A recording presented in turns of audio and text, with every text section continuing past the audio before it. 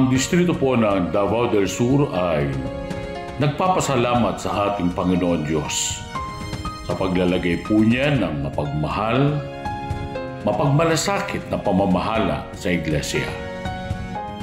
Kapatid Eduardo B. Manalo, ang aming pong pinakamamahal na tagapamahalang pangkalahatan, kami po ay buong pusong bumabati at nakikiganap sa pagsabit po ng inyong ika-16 na taong matagumpay, mabiyaya at makapangyarihang pamamahala sa buong iglesia.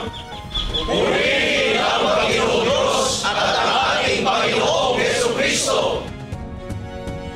Pangako po namin sa ating Panginoon Diyos na kami po ay patuloy na magpapasakop sa lahat ng mga aktibidad na inilulunsad ng pamamahala upang ang iglesia ay maihatid sa mataas na uri ng paglilingkod at higit sa lahat ay karapat-dapat sa pagtatamo ng kaligtasan.